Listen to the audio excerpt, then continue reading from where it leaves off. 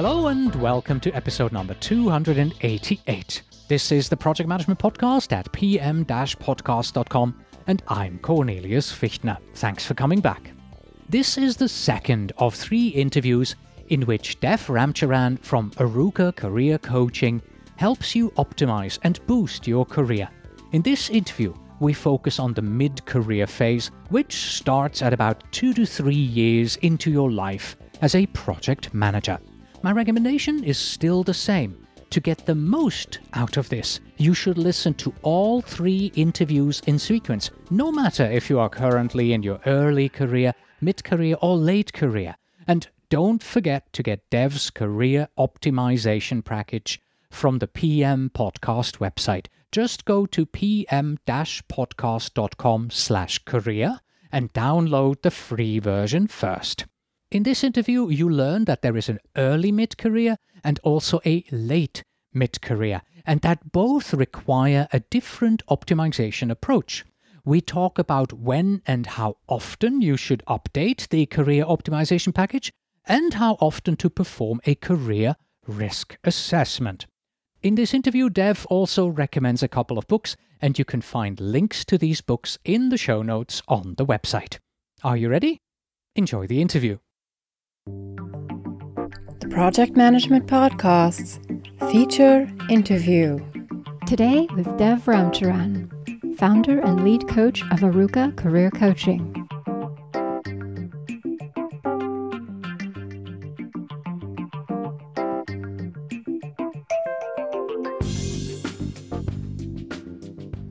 Hello, Dev, and welcome back to the Project Management Podcast. Great to be back. Thank you so much, Cornelius, for having me.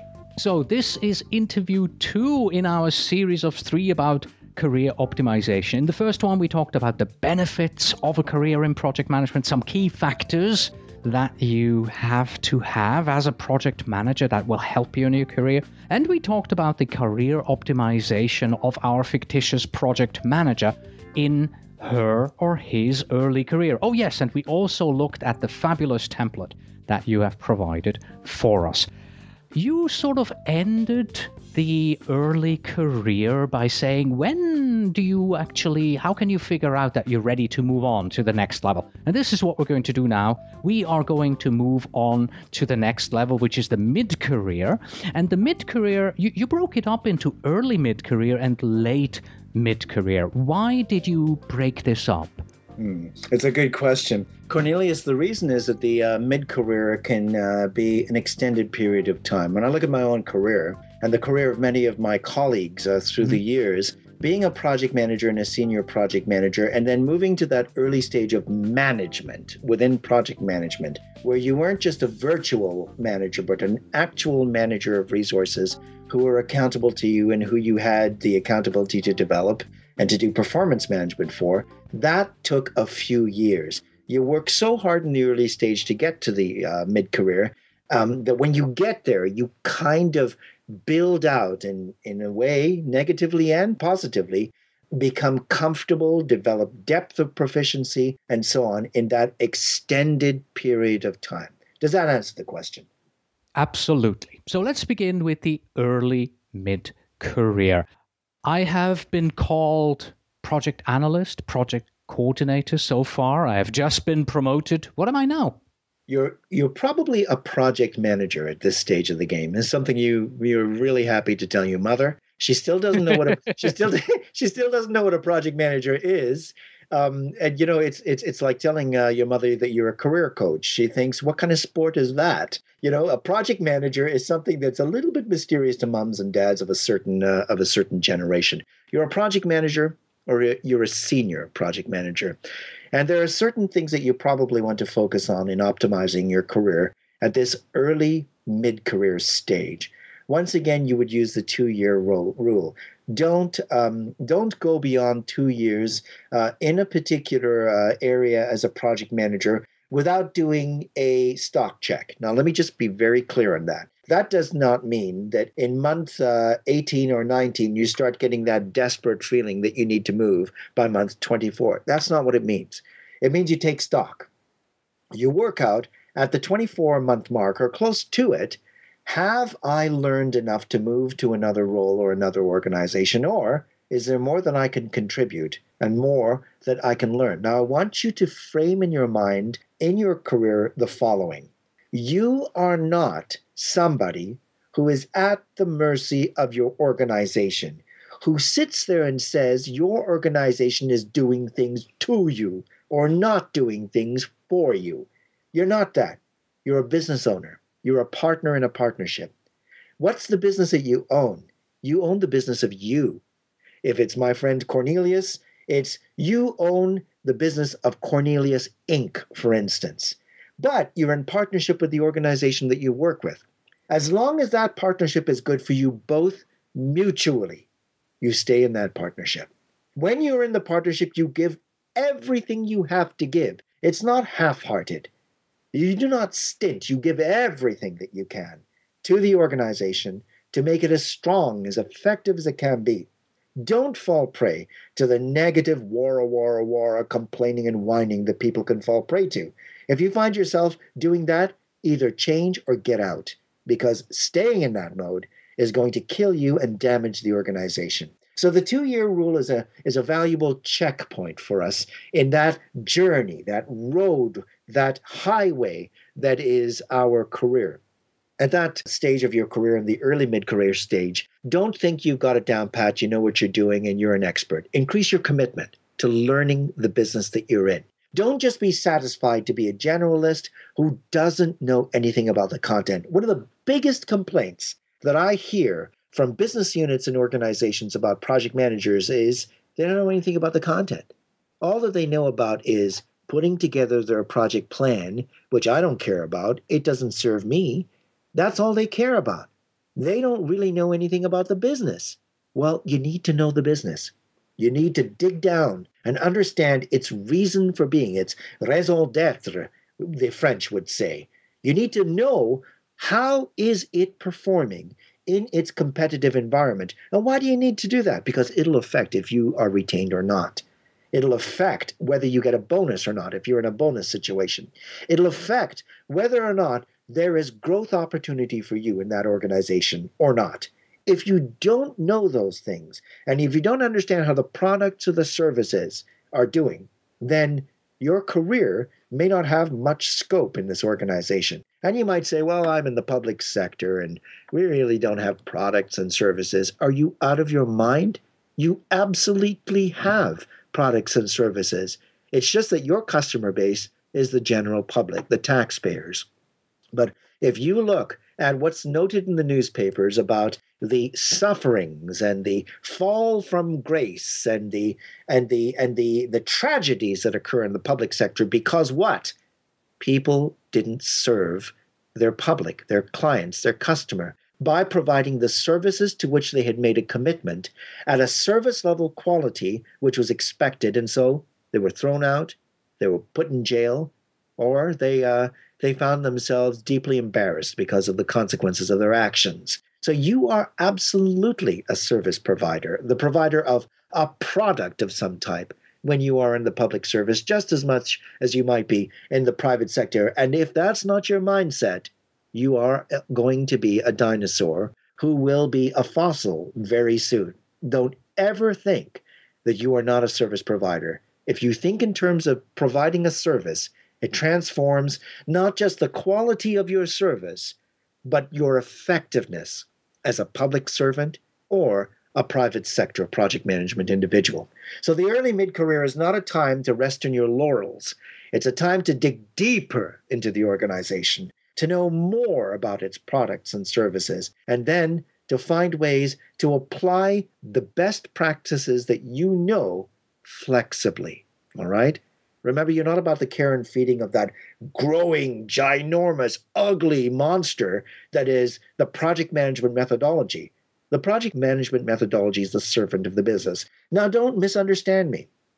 I am not saying you run fast and loose and you ignore project management process. I wouldn't say that to a financial person, because if we do not find ourselves compliant with regulatory or legal guidelines for good financial practice, GAAP, generally accepted accounting principles, somebody's going to jail, somebody's losing a job, right? And so the same thing in project management. We are ethically bound by our code of ethics and business practice and behavior as project management professionals, and we are bound from a professional guideline and practice perspective to do things within certain tolerances for what is the right thing to do.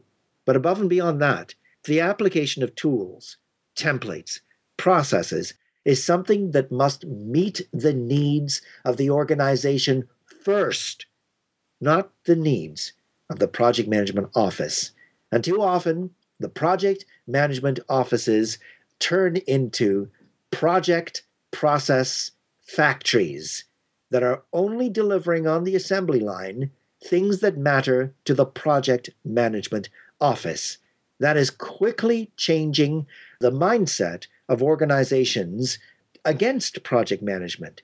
We needed to get those things in place to establish our credibility. As people that do things in a process-oriented way, we need to now learn to flex them to meet better the needs of the organization than we have in the past. All right, make sure that you get your PMP. You should not even be in this stage of your career without getting your PMP. Why wouldn't you get your PMP? Most organizations are willing to pay for a PMP. I've heard people say, well, I don't have the time. Are you out of your mind? You don't have the time to keep employable, is what you're saying. You need to get your PMP. That's absolutely essential. And of course, there are other PMI designations that you can get. Program management, risk management professional, the ACMP for Agile. All of these things are great things to have. But the one that is most recognized around the world, in every country in the world, it dominates the world, is PMP. Even people who know little about project management know they need to ask you to have your PMP when they're posting a job for project management. But don't overestimate that designation or underestimate it. I know people who have their PMP that cannot manage their way out of a paper bag, but they are people who did very well on the exam because they were fact-oriented and they could draw the conclusions and be able to answer the questions right. I know people who don't have their PMP. They should, and I've advised them to go get it, who are very good project managers. Understand that what PMP implies is you've got the scholarly, academic process, methodological underpinnings to know what the right thing is to do, but you can still do stupid things as a project manager. All right? So don't overestimate it, but at the same time, don't underestimate it. Don't think, why should I bother to get that? I already know enough about project management. I tell you, you're limiting your career without your PMP. Be prepared to step sideways and even down. Take those strategic steps. They're tactical steps, short-term, in order that you can achieve your long-term goals in your career. There are some people that are so proud, they will not take a step down and they won't take a step sideways. They're only interested in going up. Well, that's where your career is going to stay, down. It's not going to go up. And these people can become the most frustrated of practitioners because nobody's recognizing their proficiency and their brilliance. You're not going to be rewarded for your brilliance or your proficiency. You're going to be rewarded for your ability to work with people and to effectively deliver outcomes in a way that sponsors and ultimate beneficiaries feel is the right way to receive the change that was defined and anticipated in your project charters, plans, and any other supplementary documents that were created. Never let yourself believe that you know what you're doing fully. The dumbest project managers I know are the ones who feel they know everything about what they're doing. You need a degree of humility, a degree of uncertainty, so that your ears and eyes are open to better thoughts on your own. Aren't there better thoughts than your own? If the best thoughts in the room are always yours, you are an altogether stupid human being. You need to be open to the ideas of others around you. They make you stronger. They challenge your assumptions. They challenge the way you think it is, and they make you more proficient in seeing through other people's eyes, especially as you're someone who's perpetually dealing with people that are stakeholders that aren't you, and they don't think like you. So you need to be able to consider other thoughts that make yours better. Another thing that's important in your early mid-career, build a network of practitioners around you that you can keep in touch with. so that you can coach, be coached by, mentor, be mentored by, and share what you're learning. Oh, I know the project management person who wants to hog the spotlight, who feels so insecure that he has to make sure that he looks good at the expense of everybody else. Well, that kind of idiot also is someone whose career is absolutely limited. The ones that I have seen absolutely be stellar in their career trajectory, it's been just endless, the upward movement, have been generous, warm, humane, sharing, considerate, empathetic, and at the same time, proficient in project management, technical detail, and with a deep understanding of the needs of the business or the organization that they worked for. Those are the people above everyone else that are promotable and whose career path seems almost to be unstoppable.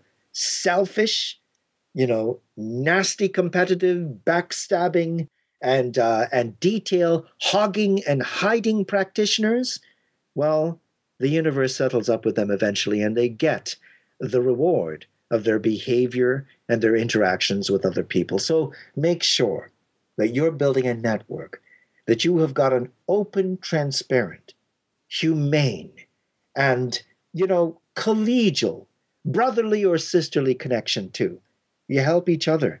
And I tell you, the people I reach out to when I'm stuck in a hole in my management of project managers or management of a sensitive project or whatever the case may be, they have saved my bacon over and over and over again. But they wouldn't even have considered that had I not developed the kind of relationships I've just described to you. So be able to do that as you build in your early mid-career. Avoid the tendency to fail to volunteer where you can. You're in your mid-career, throw yourself into PMI chapter activity. Find a way to volunteer to do things. Take on jobs. Take on tasks. Remember, everybody says they're too busy, but if you were to log the amount of time you spend wasted on Netflix, on surfing the net without any objective in mind, on sitting down and wasting time in the evening, and if you were to think to yourself, if I could take 2 hours a week and do volunteer work, what would it do for me?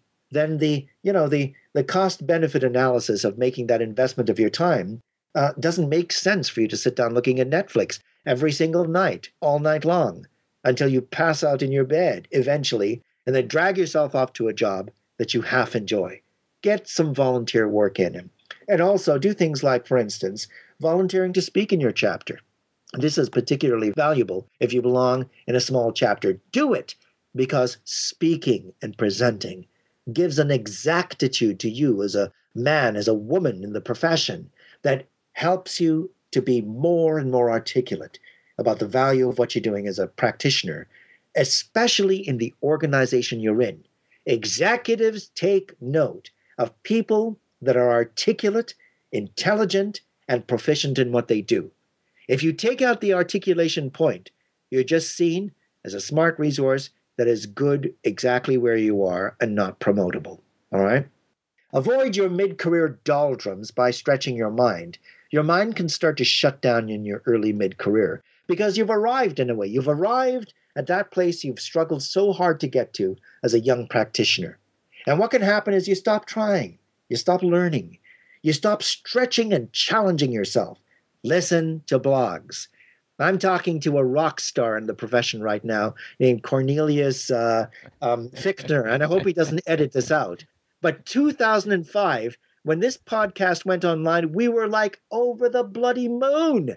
Somebody was doing a podcast for project managers. We were listening in thousands worldwide, entranced that somebody had the guts to go out there and do this for us. Podcasts are good for you, and there's a variety of them that are out there. This is still the preeminent podcast. There are blogs. There are books written by PM thought leaders, white papers. There's the PMI journals and so on. But don't just limit yourself to that. Get your mind stretched to thinking above and beyond project management. 2 books I would recommend to you, to anybody on the face of the earth. 1, Carol S. Dweck's book. D-W-E-C-K is her last name, and she is a professor at Stanford. And her book is called Mindset. Let me tell you, you read that thing, It will change how you think about yourself and other people. And it'll show you the limitations of the mindset, typically in the Western world and in the Eastern world, we've been raised with from childhood. Second, and this is something written by Bob Keegan and Lisa Leahy, and it's called Immunity to Change. Immunity to Change. And it is an evidence-based foundation for performing change, sustainable change in yourself as an individual with extreme application to your organization. Let me tell you, when you get to the end of that book, you're almost out of breath. It's academic, but it is richly written so that anyone can understand it. And the model that they propose is profound in its impact. Now, these aren't project management people, but will they change and transform your project management? You absolutely can be convinced that they will. And I can tell you they will. They won't just change those things. They'll change you as a human being. You will be profoundly moved by these two books. And it's not, pupil dilated, pie in the sky nonsense. This is fact, evidence-based, and it is absolutely robust, these two books. So I'd recommend those two books. So don't just look at us talking to ourselves in the profession. Go to external voices. Learn about emotional intelligence. Dig into innovation. Think about things like design thinking, and go and do some exploration of the arts. The arts? Is this crazy person out of his mind? Well, yes, I actually am. But when you look at somebody, stand up, George Solti conducting the Chicago Symphony Orchestra, what are you looking at? A program manager. A program manager who is taking over 100 musicians, each of whom are accountable to a project manager who looks after a section of the orchestra. And he is coordinating them in such a way as to create an integrated, profoundly moving, exquisitely beautiful result. Isn't that project management? Of course it is. Look at the arts and the work that's done by people outside of ourselves. And you know what else you need to do in your early mid-career? Volunteer to be somebody's coach or somebody's mentor. Don't wait to be asked. You see a young practitioner, you feel, I want to help her so she doesn't go through what I had to go through at that stage. Get your backside in there, put your arm around that person, and give them the big brother, big sister support that they need. It will have a signal impact upon their career, and boy, will it make you feel good. Do it. I strongly recommend it. Also, in the early mid-career, what you want to do is seek the advice of peers that you trust. Now, hear me clearly. Not peers that tell you what you want to hear. Friends. Friends that will tell you the truth about your readiness to move to the next stage, or on what they see as your opportunities to improve as a person. Now, when they tell you what you need to change, don't pout and stop talking to them. And every time they walk by, be concentrating with extreme laser concentration on your laptop screen so as to pretend you can't see them in the most obvious way. Don't be that kind of a silly person. When they tell you what you need to change, change. It's good for you. And it's good for the people that you care about and that care about you. And it's good for your career. Seek to manage as many and as diverse a list of projects as you possibly can. Don't just go into niche, and then start settling down into your comfort zone. Take on challenges. Remember, you learned as an early practitioner, whatever you put enough effort into, you can understand and find a way through. Never stop thinking like that. Develop a personal brand. A personal brand? What the heck does that mean? Well, when somebody hears the name Joe or Gina, what they need to associate with in their mind is efficiency, high integrity, someone who works well with people, good interpersonal skills, and boy, does she make a contribution when we have our discussions. Isn't that a great brand to have? Why a brand? I'm not a product, I'm a human being. Of course you are. But when you sit in an interview, you know what you are? You're a product. If you think that you are something more than a product, you're not paying attention. The product has got to have features. It has to have a selling proposition, a value proposition. It has to have something that differentiates it from its competitors' products. Well, what have you got? What's your career inventory? What are the things that make you special? All of that, in summation, is your personal brand. So I'll turn it over to you now, Cornelius. That's the early mid-career. Right. And before we move on to the late mid-career, let's take a quick step outside of this and go back to the template. Because if we filled in the template in our early career, then it's probably been about 2 years. Is this about the cadence that you suggest, review this every 2 years? Or is this much more frequently that you should be going back to your career optimization template? My advice is that you do it quarterly at the very least. So, really? Every quarter? Yeah. If you're doing something like a career optimization plan, that plan may be a multi-year plan. It may not be just for this year or next year. So quarterly, looking at it, just to reflect on it for half an hour, no more than that, is worth it. That's what I would suggest. Okay, good. So we've just been in the early mid-career, and in the early mid-career, we were called the project manager, we were called the senior project manager, and now we are moving on to the late mid-career. What kind of roles are we moving into? What are we talking about here? Now you probably have titles like a program manager. You might be a senior program manager. You might be a manager or a senior manager of a project office or a project management office, or as is called in some places, like for instance, my organization, of a delivery management office. At that stage of the game, here are the kinds of things that you might want to look at from an optimization perspective.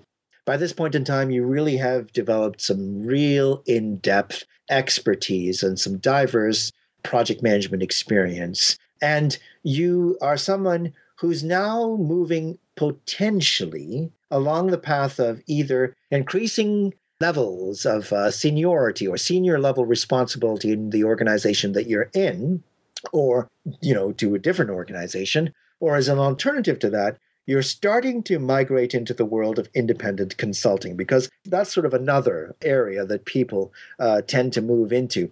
Some people do a hybrid of the two, by the way. They move to a senior level, but they really are an independent consultant in that particular role. So that means that at this stage of the game, at this stage of your career, the opportunities and the possibilities open up exponentially. But there are a couple of things that you need to keep in mind.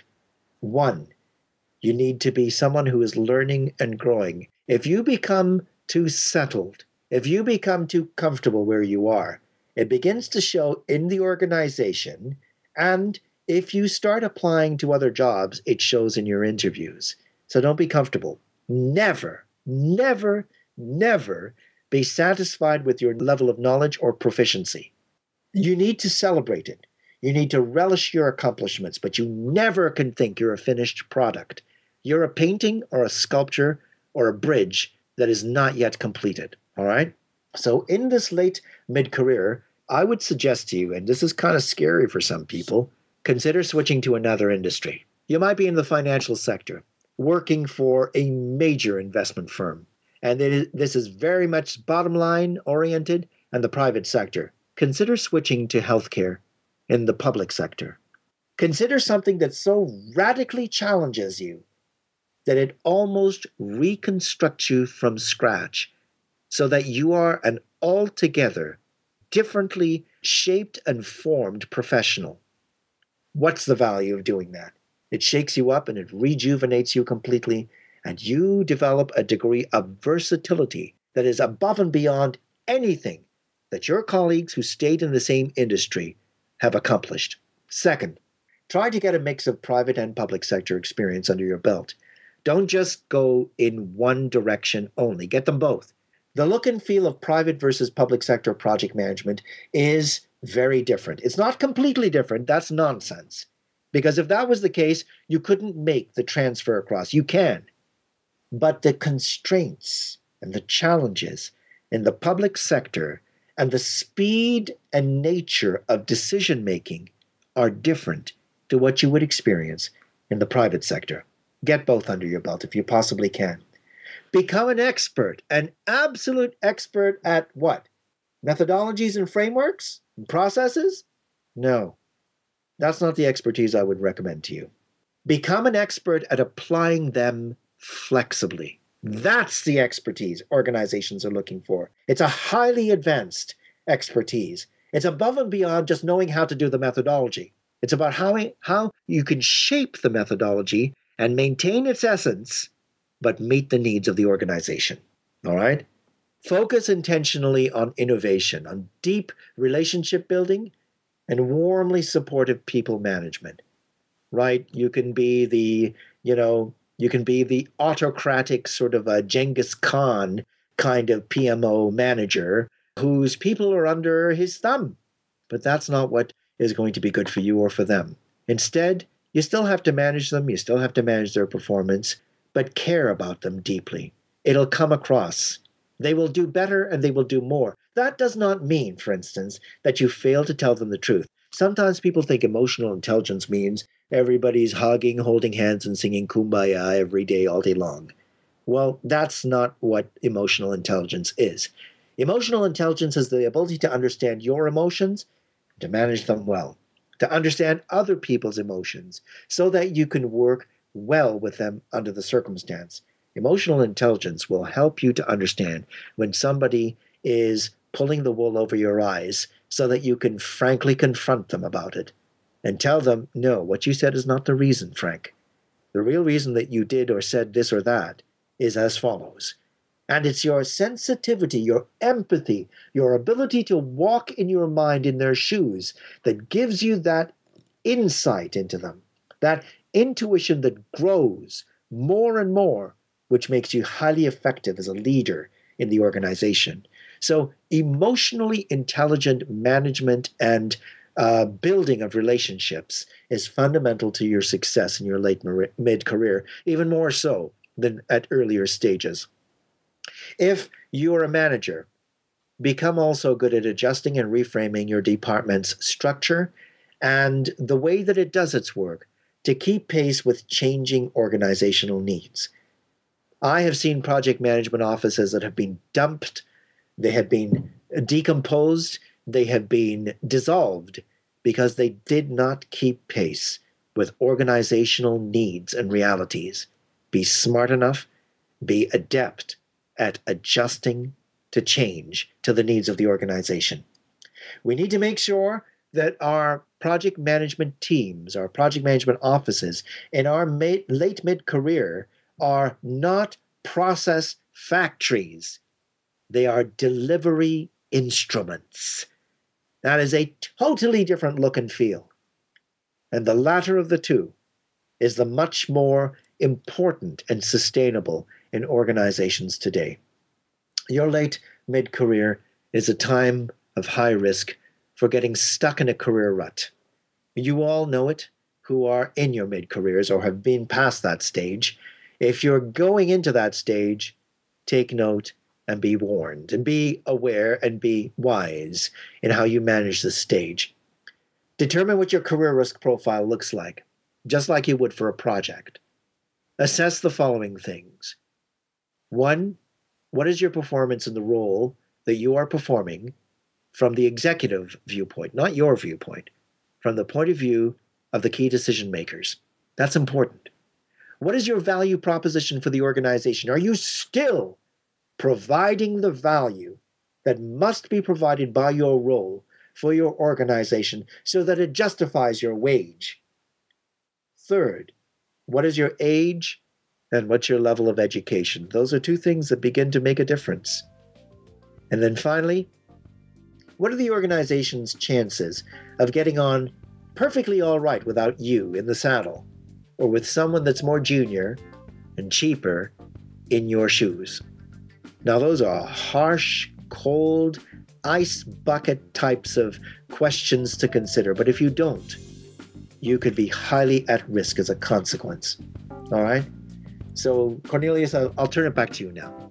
Excellent. So our fictitious project manager, she or he has now moved through their early mid-career, and we've optimized it, and we have arrived at their late mid-careers.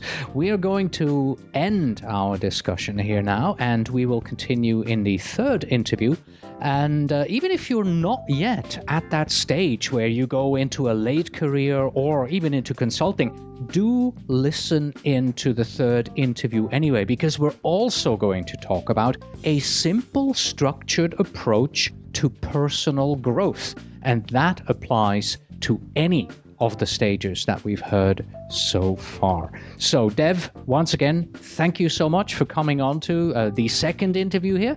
And we're already looking forward to the third one. My pleasure. Thanks for the privilege. And that was Dev Ramcharan with the second of 3 interviews on optimizing your project management career. And if you are listening to this before the end of 2014, don't forget to stop by at facebook.com/PM podcast and participate to win one of the 4 premium career optimization packages that we are giving away.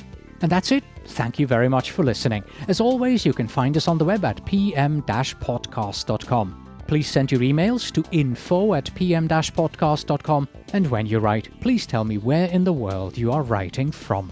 And finally, we have this quote from Walt Disney: "Everyone needs deadlines." Until next time.